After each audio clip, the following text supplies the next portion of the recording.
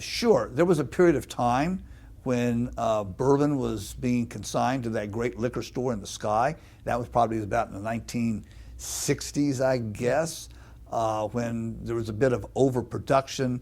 Prices were low. It just seemed to be hugely competitive. All people wanted to do was sell a product at the lowest price they possibly could.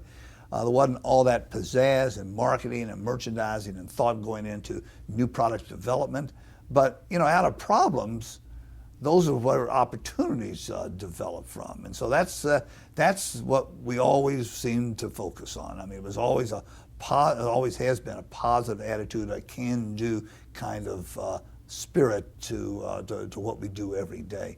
And over the course of the years, that's worked. I mean, just it was sort of an interesting industry. I mean, over the course of the years, since the ending of Prohibition, there were many things that happened even before that. But since the ending of Prohibition, we probably the industry as in general, shot ourselves in the foot probably 10 times.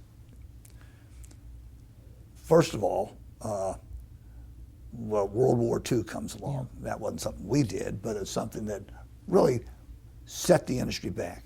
It's just not all that long after Prohibition ended, that everybody's starting up, feeling pretty good, and all of a sudden the war comes along, and all of the distilling companies were asked to basically shut down. They could not produce whiskeys to make alcohol for the war effort.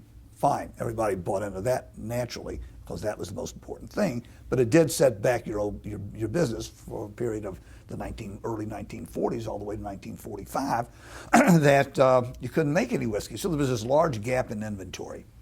Then, when the war was over, everybody's thinking, we need to open the spigots and produce as much as we possibly can. Well, that led to overproduction. And then as we got closer to the Korean War, everybody was afraid, well, the industry's going to be shut down again. And so even more production came online. So that made, in effect, a glut of inventory, a glut of whiskey, the supply and demand. There was lots of supply, not as much demand, so prices fell, and you wound up with a multi-year problem of excess inventory and low prices and not doing too terribly much positive for the image of bourbon in general. You had Scotch that was coming along the way, and not too long after that, vodka started to become an important piece of the market, and all those things started to occur. And also during this time, another thing that happened to us, everybody was, as I said, was interested in low prices, just putting labels out, not much pizzazz in terms of merchandising and marketing and developing new products and whatever. But then, finally, we started to do some things right. In the late 60s, we started with some single barrel products. 70s, you had small batches, 80s and whatever. Now today, there's more innovation than you could ever possibly imagine, with not just single barrels and small batches, but products with unique ages and alcohol strengths and mash bills and all the great packaging, labeling, all the elements that go in attracting new consumers. I mean, today, think about it.